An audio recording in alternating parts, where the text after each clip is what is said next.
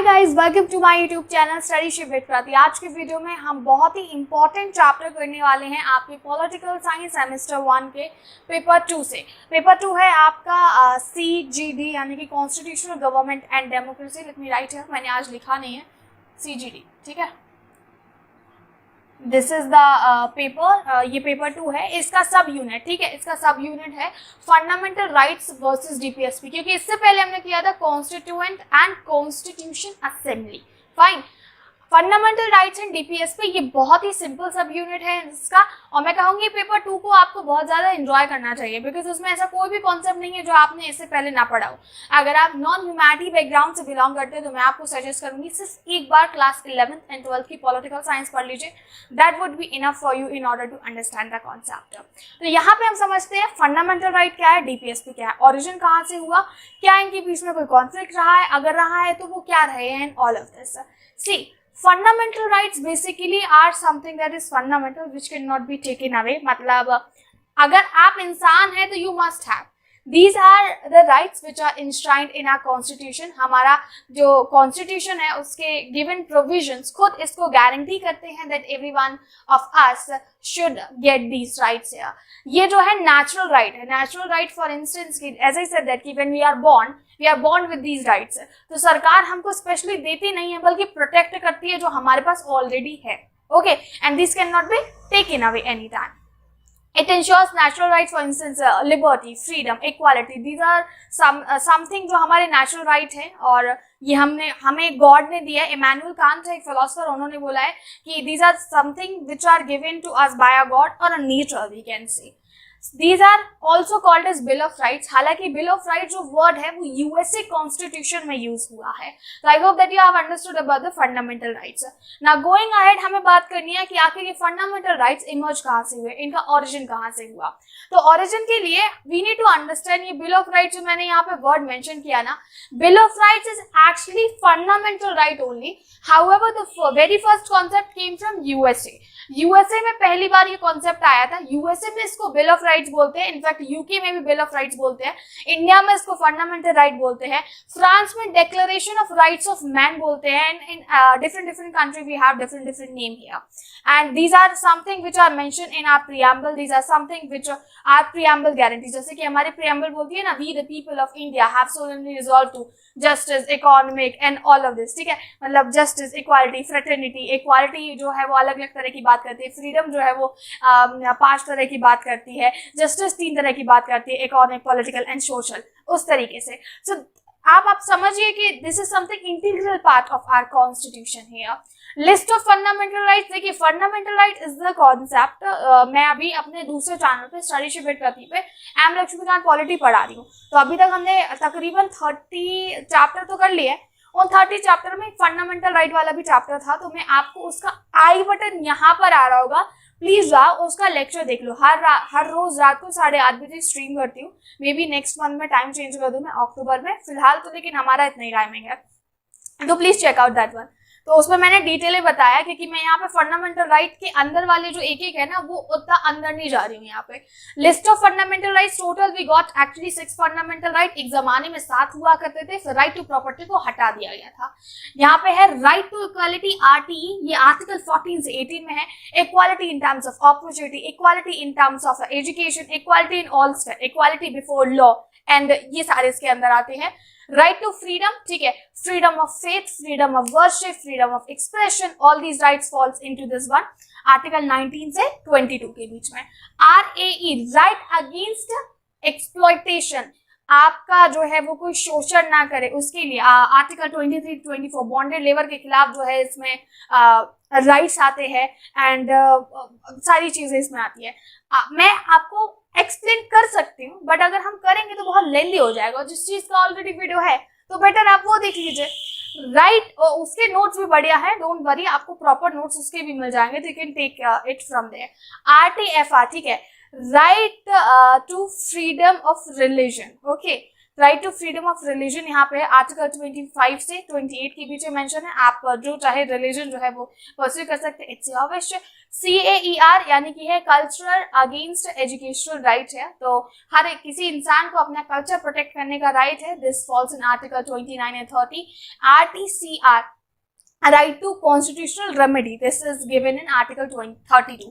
So if all these 5 rights get violated by government or by any agency, by any organization, by individual, you can actually approach to the Supreme Court in order for the restoration of these rights. और इस article के तहत हमारा constitution special order निकालेगा, जैसे कि habeas corpus, mandamus, prohibition, ये सारे. तो ये होते हैं स्पेशल ऑर्डर्स को बोलते हैं Ritz.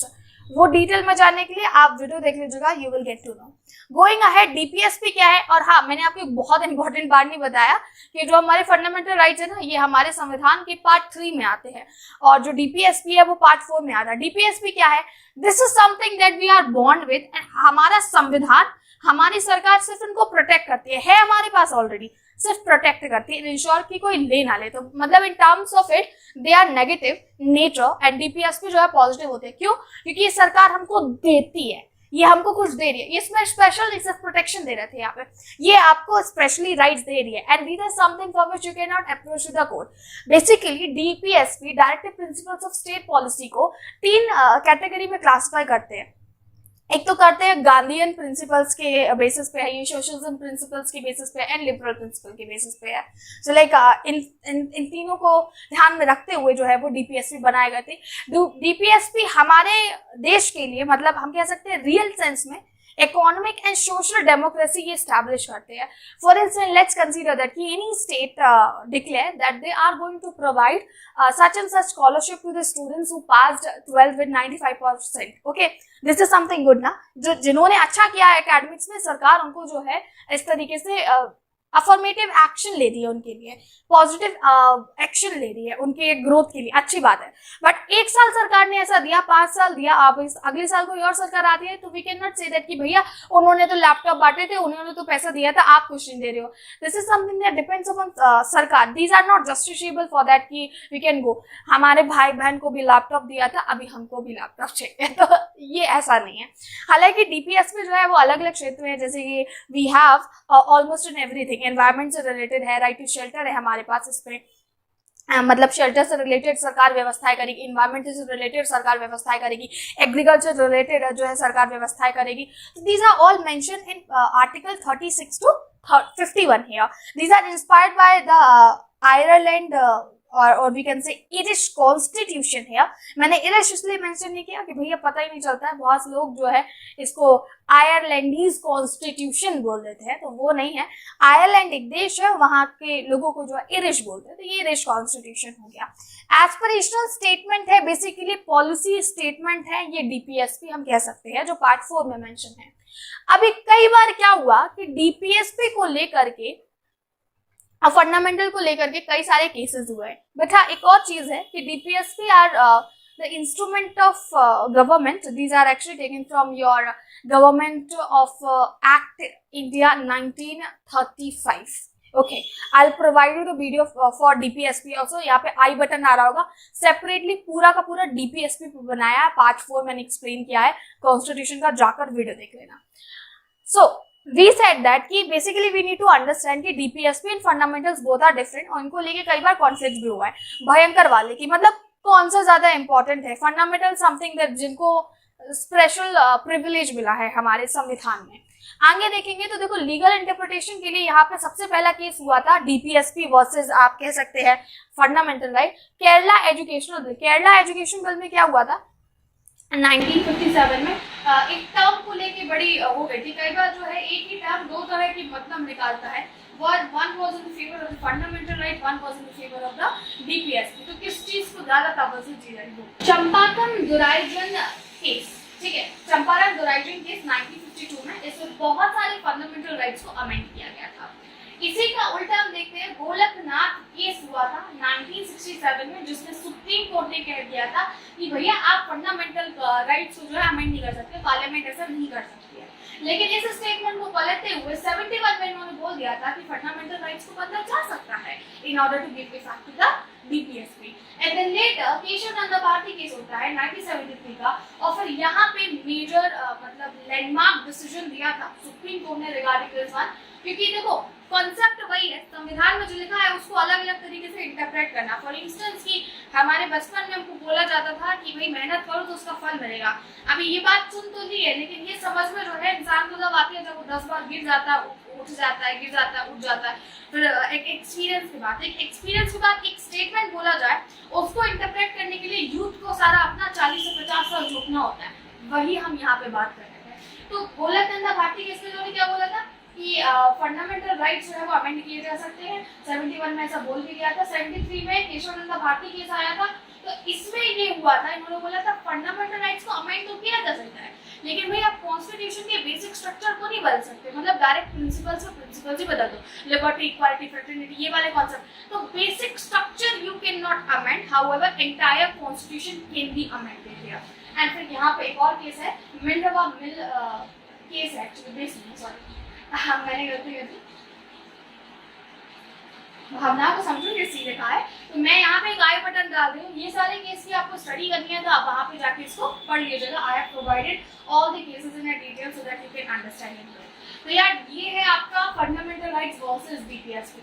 Since you are BA honours political science student, तो do not take it easily.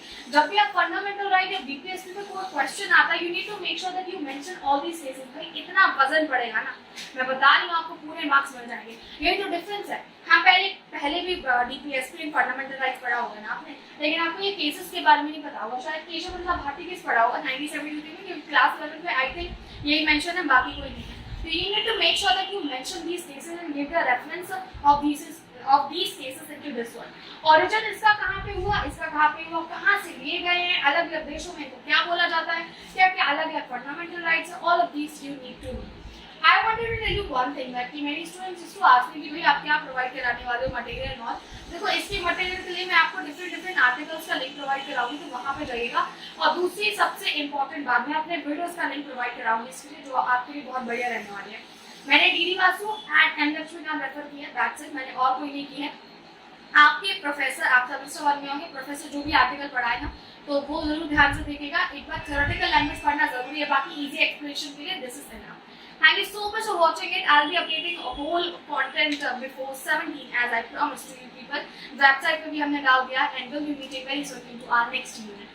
Until then, thank you so much for watching it. Comment section में बताओ how you like this video. Hit the like button, share this video and subscribe to Study Ship for more such kind of video content. मिलेंगे हमारे अगले video. Bye bye.